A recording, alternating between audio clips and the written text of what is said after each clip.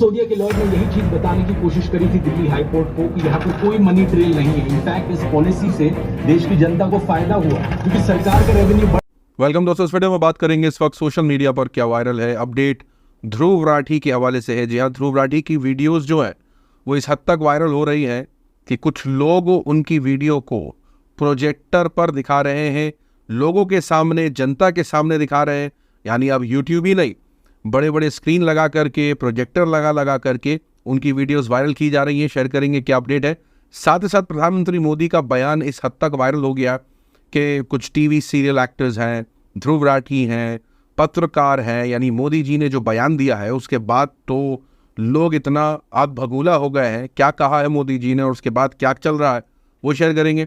साथ ही साथ भक्तों के खेमे में क्या चल रहा है। जी हाँ, किस तरीके से खबर निकल के आई थी कि फयाज ने जो है वो अपनी फॉर्मर क्लासमेट उसको प्रपोज किया, नेहा ने रिजेक्ट कर दिया।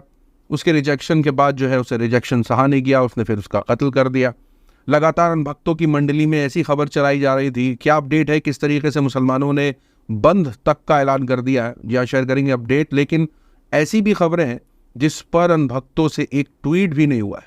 शेयर करेंगे पूरा मामला इस वीडियो में। लेकिन आगे बढ़ने से पहले आप सभी से गुजारिश कि चैनल को सब्सक्राइब और रीच के लिए लाइक, शेयर, कमेंट करना ना भूला करें। सबसे पहली अपडेट ध्रुव राठी के हवाले से। आपकी स्क्रीन पर ये जो वीडियो चल रही है, ये वीडियो के अंदर प्रोजेक्टर लगा करके बाकायदा ध्रुव राठी की वीडियो चलाई जा रही है। जिस तरीके से पिछले कुछ 1 से 2 महीने के अंदर ध्रुव राठी ने जो बड़े खुलासे किए हैं, पूरी डिटेल में जो रिसर्च उन्होंने सामने रखी है लोगों के, लगातार यूट्यूब पर तो वायरल है ही। कई वीडियो 20, 25, 30 मिलियन तक क्रॉस कर रहे हैं। लेकिन लगातार उनकी वीडियो का प्रचार होता दिख रहा है। अलग अलग तरीके से विजुअल्स वायरल हो रहे हैं, जो कि मैं आपकी स्क्रीन पर चलाता जाऊंगा ताकि इससे ये समझ में आ जाए कि ध्रुव राठी की वीडियो और जो ध्रुव राठी का लक्ष्य भी है। आपको याद होगा, ध्रुव राठी ने अपने इंस्टाग्राम स्टोरी हो, ट्विटर हो, लगातार अपनी वीडियो से ये बात कही है कि वो 100 करोड़ जनता तक अपना पैगाम, अपनी मैसेज, अपनी रिसर्च, जो बातें वो कह रहे हैं, जो आ रही हैं रिपोर्टें, जो गोदी मीडिया में नहीं दिखाई जा रही, इतनी तफसील से नहीं बयान की जा रही, लगातार वो अपनी वीडियो के माध्यम से 100 करोड़ लोगों तक अपनी बात पहुंचाना चाहते हैं और लगातार जनता उनका सपोर्ट भी कर रही है। ये वीडियो क्लिप इस बात का सबूत है कि लगातार उनकी वीडियो को दूसरों को दिखाया जा रहा है। बड़े बड़े स्क्रीन्स लगा करके दिखाया जा रहा है, जो कि आपकी स्क्रीन पर चल रहा है।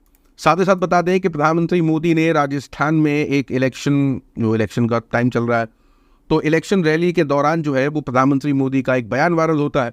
क्या बयान है, एक झलक जरूर डालें। और पहले जब उनकी सरकार थी, उन्होंने कहा था देश की संपत्ति पर पहला अधिकार मुसलमानों का है। इसका मतलब ये संपत्ति इकट्ठी करके किसको बांटेंगे? जिनके ज्यादा बच्चे हैं उनको बांटेंगे, घुसपैठियों को बांटेंगे। क्या आपकी मेहनत की कमाई का पैसा घुसपैठियों को दिया जाएगा? आपको मंजूर है ये? इस बयान के बाद जिस तरीके से पहले ये बात चलने लगी कि प्रधानमंत्री मोदी जो बातें कर रहे हैं कि मनमोहन सिंह ने ऐसा बयान दिया था, पहले तो इसका फैक्ट चेक हो रहा, फिर लगातार जो है वो इस बात की आलोचना हो रही है कि किस तरीके से जो एक संस्था है वो सो रही है। जी हाँ, रवीश कुमार का भी बयान है। मैं चाहूँगा वो ट्वीट आप खुद ही पढ़ें, क्योंकि उसके अंदर उन्होंने जिसका नाम लिया है मैं वीडियो में नहीं ले सकता, क्योंकि ऐसी रिपोर्टें मैं पहले भी शेयर कर चुका हूँ और लगातार ऐसी रिपोर्टें आ रही हैं कि वीडियोज़ डिमोनेटाइज हो रही हैं, चैनल डिमोनेटाइज हो रहे हैं। जी हाँ, मतलब उनका नाम लेने से जो है वो ये सारी अपडेट्स ऐसी निकल के आ रही है। तो आप तक खबर पहुँचे, बिना रिस्क के पहुँचे, ये मकसद है मेरा। इसलिए मैं थोड़ा प्रिकॉशन इस्तेमाल कर रहा हूँ ताकि आप तक मैसेज पहुँच सके। तो लगातार प्रधानमंत्री मोदी के बयान पर क्या चल रहा है, एक तबका कह रहा है कि कान तरस गए थे ऐसा बयान सुनने के लिए, एक तबका कह रहा है कि हमें शर्म आनी चाहिए। यानी लगातार एक तरफ ये कहा जा रहा है कि कैसे मुसलमानों को ये कह दिया कि जो है वो ज़्यादा बच्चे पैदा करते हैं, घुसपैठियाँ हैं, यानी लगातार ऐसे बयान जो है वो दिए जा रहे हैं इलेक्शन रैलीज़ में। दूसरी तरफ सवाल पूछा जा रहा है उनसे कि भाई आप नज़र क्यों नहीं रख रहे, क्यों इस पर क्यों कुछ नहीं बोल रहे। सुशांत सिंह है, जी हाँ, जाने माने टीवी कलाकार हैं, कई बड़े बड़े शोज़ में आ चुके हैं। जी हाँ, उन्होंने खुद होस्ट भी किए हैं कई शोज़। उनका बयान आया है, उन्होंने इसी पर सवाल खड़ा किया है आपकी स्क्रीन पर। अनभक्तों की टोली में ये चल रहा है कि कान तरस गए थे कि बयान सुनने के लिए, यानी वो सुनना चाहते थे।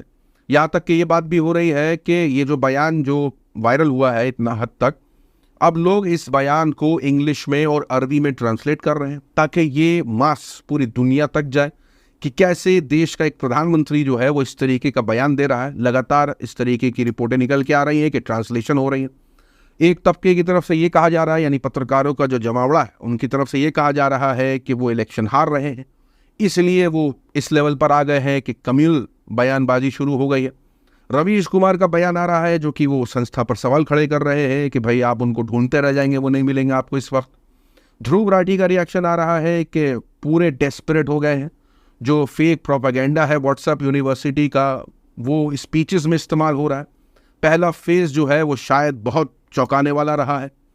मोहम्मद जुबैर जो कि फैक्ट चेकर है, उनकी तरफ से कहना है कि राजपूत कम्युनिटी आपसे खुश नहीं है, आपकी पार्टी से खुश नहीं है, तो इसका मतलब ये नहीं है कि उनका ट्रस्ट जीतने के लिए आप मुसलमानों को टारगेट करें। पत्रकार नीरज झा का कहना है कि मुझे लगता है कि ये भाषण का जो स्तर था वो सबसे ज़्यादा नीचे था, यानी ये हद होगी कि किस तरीके से एक इलेक्शन रैली के दौरान जो है वो मुसलमानों के बारे में ऐसी बातें कही गई हैं। द देशभक्त जाने माने यूट्यूबर है, उनकी तरफ से ये कहा गया कि राजस्थान में बातें चल रही थी विकास की कि विकास की पिचेस दी जा रही थी, बातें हो रही थी, अचानक से विकास की पिच हट करके अब किस तरीके से मुसलमानों पर बात आती हुई दिख रही है। तो लगातार वो ये सारी बातें सोशल मीडिया पर करते हुए दिख रहे हैं। साउथ की जाने मानी एक्ट्रेस श्रेया की तरफ से भी ट्वीट आया है जिसे प्रधानमंत्री मोदी के बयान के साथ जोड़ते हुए देखा जा रहा है। ऐसे श्रेया के अकाउंट पर ब्लू टिक नहीं है, लेकिन फॉलोअर्स अच्छे खासे हैं। श्रेया साउथ की जानी मानी एक्ट्रेस है जो कई बड़ी फिल्मों में साइड रोल और मेन लीड एक्ट्रेस का काम करती आई हैं। उनका जो ट्वीट है उसमें उन्होंने लिखा है कि I think we can stop pretending now the propaganda of hate is loud enough, यानी हमें नाटक कर देना बंद कर देना चाहिए। यानी नाटक जो हो रहा है, जैसे हम प्रिटेंड कर रहे हैं जैसे कुछ नहीं है, ये बंद कर देना चाहिए, क्योंकि जो हेट का प्रोपेगेंडा है यानी नफरत का जो प्रोपेगेंडा है वो बढ़ता ही जा रहा है, लाउड होता जा रहा है। यहाँ पर फैक्ट चेक हो रहा है और फैक्ट चेक से पहले बता दूं कि विपक्ष की तरफ से निशाना साधा जा रहा है ये कहते हुए कि प्रधानमंत्री मोदी जब मुसलमानों का वोट चाहते हैं तो मोहम्मद शामी भाई भाई करते हैं। क्रिकेट वर्ल्ड कप में भाई मोहम्मद शामी ने जो कमाल किया वो पूरी दुनिया ने देखा है, लेकिन जब उनको हिंदुओं से वोट चाहिए तो वो मुसलमानों को किस तरीके से घुसपैठिया, मुसलमान ज़्यादा बच्चे पैदा करते, यानी मुसलमान लफ्ज़ के साथ साथ उन्होंने और दो चीज़ें जो बोली है उस पर भारी बवाल है कि किस तरीके से ये अपनी इलेक्शन रैली में इस्तेमाल कर रहे हैं अपने बयान का। यहाँ तक कि ये फैक्ट चेक हो रहा है कि प्रधानमंत्री मोदी ने जो बयान दिया है उसके अंदर जो उन्होंने मनमोहन सिंह का रेफरेंस लेते हुए कहा है कि देश के संसाधनों पर जो अधिकार है वो मनमोहन सिंह ने बयान में दिया था, कहा था कि भाई मुसलमानों का है पहला अधिकार। इस तरीके के जो बयान निकल के आते हैं व्हाट्सएप पे भी खूब वायरल रहते हैं, इसका भी फैक्ट चेक हो रहा है। जी हाँ, लल्लन टॉप ने भी फैक्ट चेक किया। कई लोगों ने कहा कि ये बात जो है वो मनमोहन सिंह ने सिर्फ मुसलमान के लिए नहीं कही थी, उन्होंने सभी के लिए यानी माइनॉरिटीज के लिए कही थी, कलेक्टिवली कही थी। Doctor Manmohan Singh SC, ST, OBC, महिलाएं, बच्चे और अल्पसंख्यकों खासकर मुस्लिमों की बात कर रहे थे। कलेक्टिवली कह रहे थे कि ये जो पिछड़े हैं इनका देश के संसाधनों पर पहला हक है। इस भाषण में कहीं नहीं कहा गया कि देश के संसाधनों पर पहला हक किसी एक समुदाय का है। तो पहले तो इस स्पीच के अंदर एक मिस इन्फॉर्मेशन है, दूसरा एक कम्युनिटी को टारगेट करना है। तो लगातार इस बयान पर भारी बवाल है। साथ ही साथ बता दें कि अनभक्तों के खेमे में क्या चल रहा है। अभी 4 दिन पहले एक रिपोर्ट आई थी, मैंने भी शेयर करी थी। मैंने बताया था कि किस तरीके से नेहा नाम की एक लड़की जो कि कांग्रेस कॉरपोरेटर की बेटी भी है, उसको फयाज नाम के लड़के ने मौत के घाट उतार दिया, क्योंकि फयाज ने प्रपोज किया, नेहा ने रिजेक्ट किया। फॉर्मर क्लासमेट था फयाज, उसने इस काम को कर दिया। खुद पॉलिटिक्स हो रहा है, खूब बातें चल रही हैं अनभक्तों के खेमे में, गोदी मीडिया में, लव जिहाद का एंगल, न जाने बहुत कुछ चला। लेकिन अभी जो रिपोर्ट आ रही है वो सबको चौंका देती है।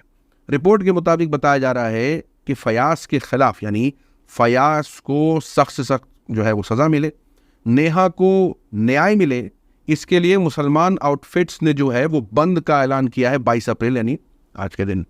अपने आप में एक ऐसी खबर है जिसे सुनने के बाद अनभक्तों के खेमे में पूरी तरीके से सन्नाटा हो जाता है, क्योंकि जब मुसलमान कम्युनिटी ऐसी हरकतों पर खुद सामने आकर के मलामत करती है, बुराई के खिलाफ खुद खड़ी होती है, डट के खड़ी होती है, उसको इस बात से लेना देना नहीं होता है कि कोई भी कम्युनिटी, अगर उससे इस बात से लेना देना नहीं है कि गुनाह करने वाला, पाप करने वाला उसकी कम्युनिटी का है, दूसरी कम्युनिटी का है, पहले तो वो अपने आप में ही देखे तभी वो लोग सामने वाले भी सुनेंगे कि भाई अपने खिलाफ खड़े होते हैं, अपनी बुराइयों के खिलाफ खड़े होते हैं, जो उनकी कम्युनिटी के अंदर बुरा करते हैं, गलत करते हैं, नाइंसाफ़ी करते हैं, हक मारते हैं, नाहक कुछ करते हैं।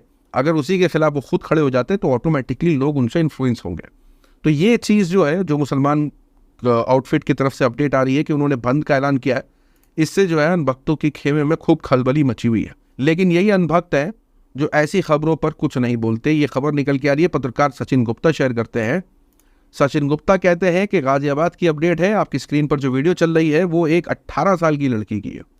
रिपोर्ट में बताया जा रहा है कि किस तरीके से बाप जो है वो खुद अपनी बेटी का 5 साल से बलात्कार करते आ रहा था। उसके बाल काट दिए ताकि वो घर से बाहर ना जा सके। पहली बार प्रेग्नेंट हुई थी तो अबॉर्शन करवा लिया था, फिर हो गई 3 महीने की और अब उसको मौका मिला कि वो जैसे तैसे भागे।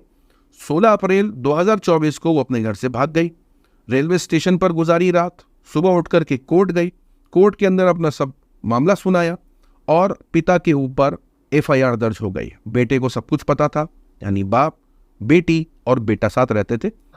और 2018 में मेरी मम्मी की डेथ हुई थी। जिस दिन डेड बॉडी गई अगले दिन से ही मेरे साथ ये सब काम स्टार्ट हो गए। छोटे बेटे को सब पता था लेकिन वो कुछ बोलता नहीं था। यहाँ तक कि लड़की ने वीडियो तक बनाई थी कि कैसे उसका पिता उसका रेप कर रहा है। इसके बावजूद उसके पड़ोसी, उसके रिश्तेदार सब खामोश रहे। पुलिस ने FIR दर्ज करी है और सिर्फ पिता के ऊपर नहीं, जो अंकल थे, जो भाई था लड़की का, जो इस मामले में जानने के बावजूद चुप थे, मामला उनके ऊपर भी पुलिस ने दर्ज कर लिया। लेकिन आपको इस खबर के हवाले से अनभक्तों के खेमे में चूत तक नहीं मिलेगी। खामोशी है, सन्नाटा है। सोशल मीडिया की वायरल खबरों में आज के लिए इतना ही। अपनी राय सुझाव कमेंट में जरूर बताएं। मिलूंगा अगली वीडियो में, तब तक के लिए अपना ख्याल रखें।